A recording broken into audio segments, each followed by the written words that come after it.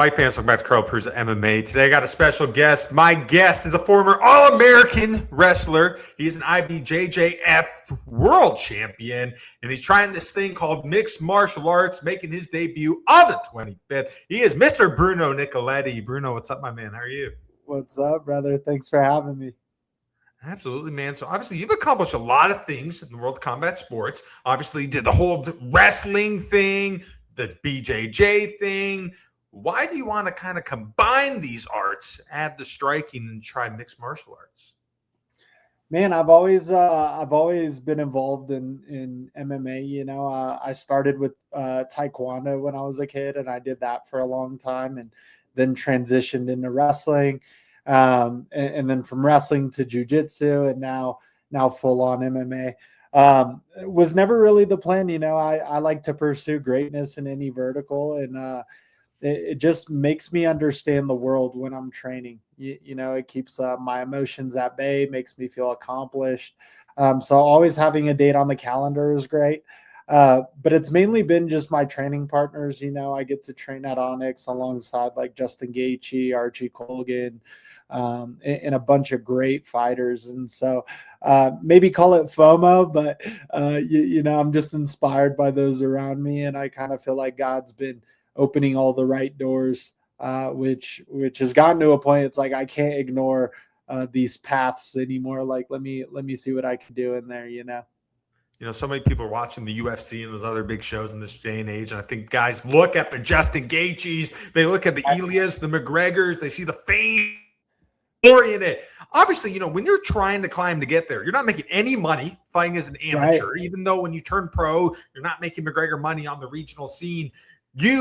You have a family, you have a wife, you have kids, you have your side jobs. You're balancing all these things to make this go, sacrificing every day to chase the dream. Why are you choosing to do this?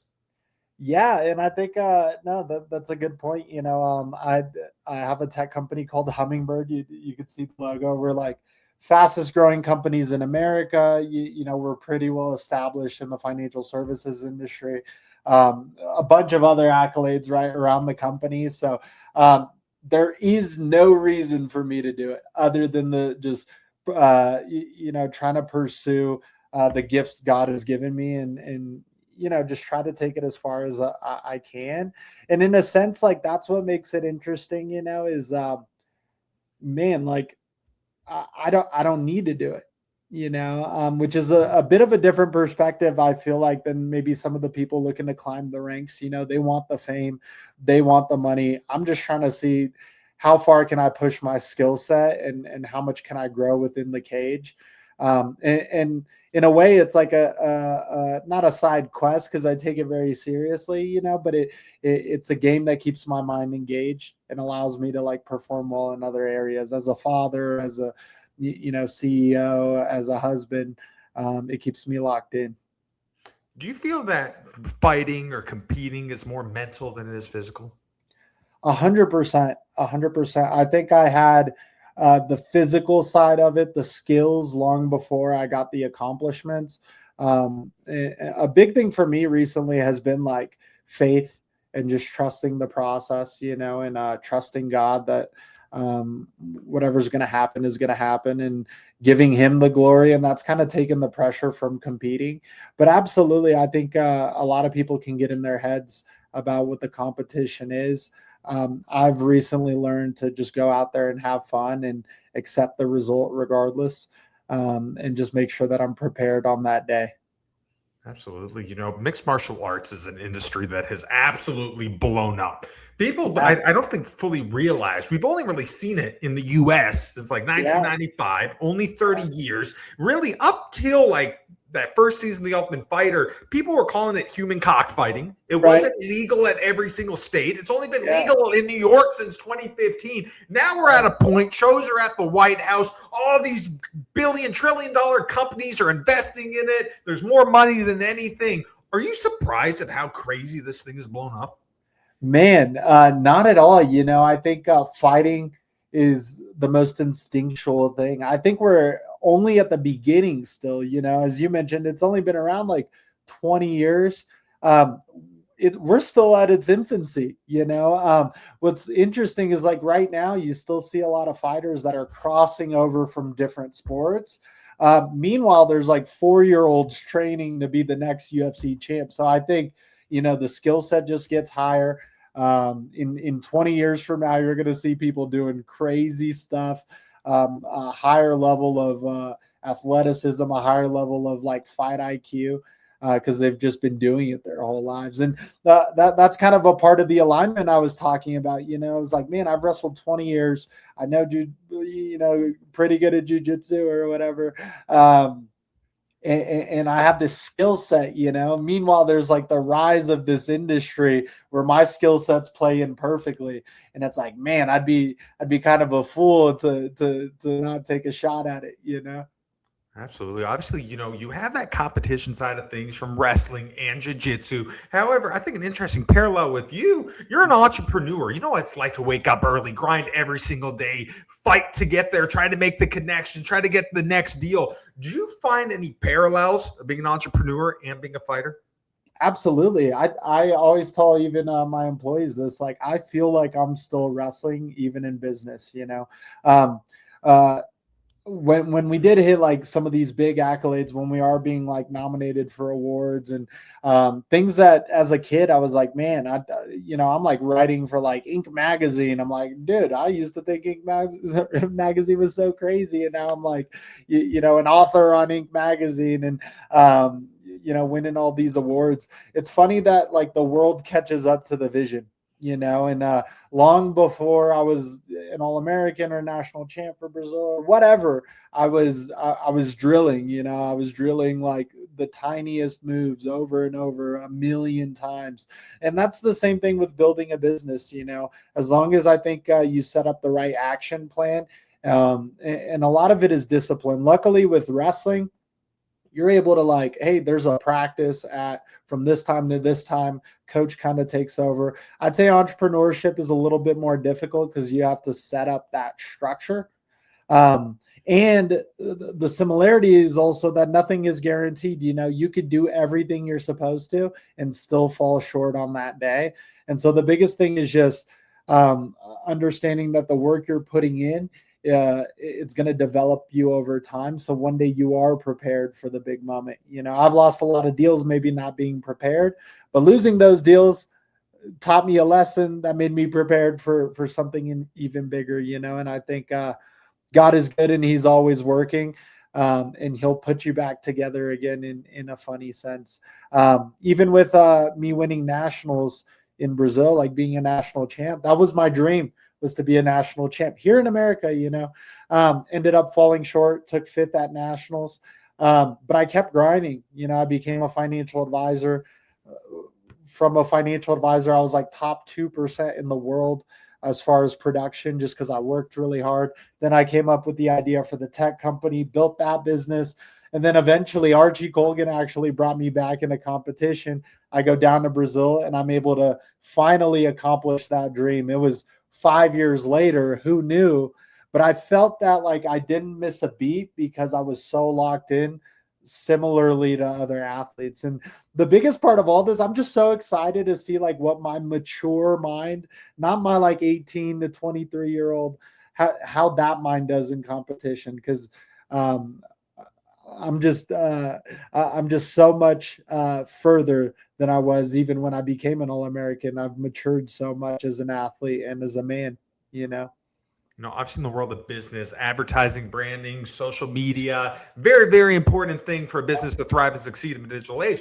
I feel that's the same thing with martial arts in this day and age. You see all these fights getting made on social media now. You're seeing guys in the UFC get title shots because they're very popular. Social media allows them to access a whole potential audience of fans. For you, how do you feel that social media and entertainment has changed martial arts?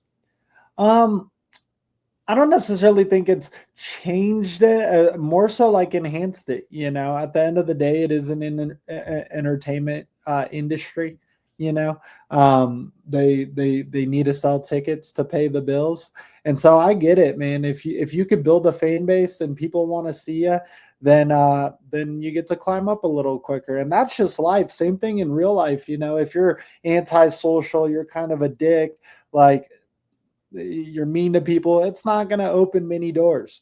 If you're like, I mean, not to get into it, but if you're like overweight, kind of a slob, like everything is dirty, you just, right? Like, some doors will close. Unfortunately, like that's the world we live in. It's kind of like the world of the flesh. You definitely shouldn't judge people by their appearances and whatnot, but guess what? Everybody does. And so the world is judging these fighters based off of what they see. And UFC likes eyeballs, so I think it just makes sense. Pretty much get your social media, if you, or maybe have a longer route, either way. And if you don't have great socials, just accept that you might have a longer route. And that's kind of, that's your lane, sucks, but we're all kind of giving different gifts, Absolutely. So you have a couple bouts coming up. Obviously, Talamii Scott, you're fighting Sparta fighting series here this weekend. APFC has advertised you for August. You excited to get in some competition? Yeah, bro. I'm so pumped. I'm excited to knock these two out. Start taking it a little more serious. Me and the wife are planning. So I live in Colorado Springs. I go down to train at Onyx, and then I also train at Victory in Colorado Springs. It's about an hour 40 to get to Onyx, and so I make that drive quite a bit. I'm planning to move closer to Denver as I go pro and take this fighting thing seriously. Absolutely. For you, what's the ultimate goal? Where are you looking to accomplish in this? This weekend or just in general? In general, as a fighter. Yeah. I think my ultimate goal, now this is a little deep, is really just to share the good news, to glorify God. I think God is, he's done so much for me. And I think that, the best part about the UFC is you have a big platform. You could build your personal brand. I think that could open up doors for future business ventures with all my tech companies. But also, when you do get up on that mic and you're sharing your story, maybe there's somebody out there watching, somebody who needs to be saved, somebody who has felt broken and lost. And that's kind of what Jesus did for me. He saved me. He put me back together. And I just want to shout his name, after a big win. And maybe like, if the UFC champ says it, you might pay attention, Throughout your experiences competing, whether it be in wrestling, whether it be in jiu-jitsu, how do you think that exposure to martial arts has allowed you to grow and evolve as a human being? Oh man, every lesson I've ever learned has been in a ring, pretty much, or on the mat. It's taught me how to control my emotions. It's also taught me to see what the controllables are. What can I control? What can I not control? And the things that I don't control, I've learned to be able to put those aside. Like a lot of people this week have been asking me like, well, what do you think? Like, are you nervous? Or, just kind of asking me about my emotions. And it's like, well, at the end of the day, I'm booked for Saturday. I'm going to have to walk in there. They're going to close the cage. So like, why worry about all these things? Like, it's going to happen regardless. Why put myself through anxiety? Like, I just take it as it goes, so self-awareness, all those good things have all come from either, wrestling, jiu-jitsu, taekwondo, all those things. What do you want your kids to take away from this journey of combat sports? That you could do anything you set your mind to, I feel like I've always been the underdog. Every single time I've started anything, whether it was like my wrestling venture as a financial advisor, as a CEO in jiu-jitsu, I was always pretty much the litter, the worst in the room. And I set this audacious goal of even, I started wrestling in high school. I said I was going to wrestle in college. Everybody called me crazy. I was a walk-on in college, wanted to be an All-American. Everybody called me crazy, and so, and even in high school, I used to say like, I wanted to wrestle for Team Brazil, and they were like, bro, no way. and two-time world team members. So I hope that with this journey, it shows them like, hey, you can do anything you set your mind to. It does require work. And I was even scared of making the commitment to fight, because I know it's not like, hey, I'm going to fight. Once I start something, I finish it, and I'm not going to stop until I have some gold around my waist. But I was committing to like a 7 to 10 year journey, so I was very cautious in making the decision, but now I'm more ready than I've ever been. I'm excited. An aspect of the game that I really like to try to showcase and get out there to a lot of the fighters that I interview is talking about the fight outside of the fight. And I think for you, it's interesting because I really feel like you live, breathe, and embody this. A lot of people understand that fighters are trying to get in the UFC. They're trying to win belts. They're trying to begin big names, all that. Very few people understand what I consider the fight outside the fight, and that's the fight not to clock in at 9 o'clock in the morning, clock out at 5. That's that fight to secure financial freedom. It's the fight to live life on your terms, create some sort of goal, create some sort of platform, and live life to the fullest. For you, is this a big part of why you do what you do? It is. It is. I love just being in back-to-back meetings. I love like jumping out of a team meeting and having to like speed to practice and get into practice. And, but that's just how I thrive. I've woken up at 5 a.m. for like over 10 years. I do it every day. I hit the gym every day. Since I started lifting, I think I was almost 16. I haven't missed over a week in the gym, and now I'm like almost 30. So it's been 17 years of straight lifting every single day. And those are like the little things. I like to challenge myself and set boundaries for myself. And, that's brought me certain things like self-awareness. But the cool part about discipline is you learn a lot about yourself. You learn about your thoughts. And I've started to tell my mind what to think. It's given me a lot of freedom. And that's ultimately how I feel like I've been successful in every vertical, is being able to control my thoughts and point them in the right direction. And I'm going to do the same thing here with MMA. Absolutely. All right, Bruno, last question for me, my friend. In a perfect world, what happens when you make your MMA debut against Talamii Scott? Oh man, I'm excited. I'm excited for the fight. It's hard for me to say because I've never been in there before. I'm obviously shooting for a finish. If he messes up or he gives me the opportunity, like I'm getting him out of there. But I'm also ready to have a 3-round fight if that's what it needs to be. More excited to just display everything I've been working on. I got a lot of fight friends. I got a lot of family since it's a local event coming out. And I just want to make them proud and glorify God. So expect that. Expect me to put on a show.